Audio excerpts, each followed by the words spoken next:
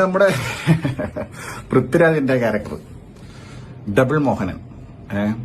Double Mohan എന്ന് പറഞ്ഞു കഴിഞ്ഞാൽ ഇപ്പൊ നോവല് വായിക്കുമ്പോൾ ഡബിൾ മോഹൻ എന്ന് പറയുമ്പോൾ ഒരു ക്യാരക്ടർ വരുമല്ലോ. ഇത് ഡബിൾ മോഹന്റെ ബോഡി ഡബിൾ പോലെ എനിക്ക് തോന്നിയിട്ടുള്ളത്. കാരണം അത്രയും പൃഥ്വിരാജ് ഇങ്ങനെ ചെയ്തു വെച്ചിരിക്കുന്നത്.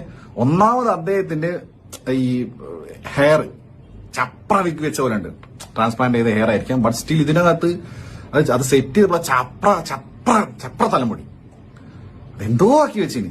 എന്നിട്ട് മൊത്തം കരിവാരി തേച്ചേക്കുന്നത്. കാരണം ഇദ്ദേഹത്തെ പിന്നെ ഒന്ന് കറുപ്പിച്ചെടുക്കണല്ലോ, കാരണം അങ്ങനത്തെ ക്യാരക്ടറാണല്ലോ. അപ്പൊ പിന്നെ പുഷ്പയിലൊക്കെ ഉള്ള പോലത്തെ കോസ്റ്റ്യൂംസ് ഇതുപോലത്തെ ഒരു കോസ്റ്റ്യൂം.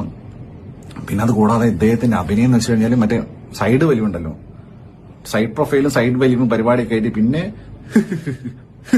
അതില്ല. അത് പുള്ളി മനപ്പൂർവ്വം അവോയ്ഡ് ചെയ്തിട്ടുണ്ട്. പക്ഷെ എന്നാൽ അതൊക്കെ ഉണ്ട്. എന്നത്തിന് ഇതൊക്കെ പുള്ളി ഇടുന്നുണ്ട്. എന്നിട്ട് പിന്നെ അങ്ങനത്തെ സീൻസ് വേണം. പുള്ളിക്കൊരു പരിമിതി ഇല്ലേ. പിന്നെ ഭയങ്കര ആർട്ടിഫിഷ്യൽ. പുള്ളിക്ക് ചേരുന്നില്ലേ വേഷമൊന്നും. പുള്ളി പഴയ ചക്രത്തെ ചെയ്ത പോലെ തന്നെയുള്ള സാധനം. എന്നിട്ട് വന്നിട്ട് ഇങ്ങനെ അഭിനയിക്കുക. ഷമീദിലുള്ള കോമ്പിനേഷൻ. ഈ പ്രേംവതയും ഈ പൃഥ്വിരാജ് തമ്മിലുള്ള ഒരുമിച്ചുള്ള സീൻസ്, ഇന്റിമേറ്റ് സീൻസ്, അവരുടെ റൊമാൻറ്റിക് സീൻസ്, എന്റെ പൊന്നോ. ഡബിൾ മോഹനൻ ഡബിൾ വെറുപ്പിക്കല് പ്രേംവതയെ ചേർന്നിട്ട്. ഒരു കഥാപാത്രം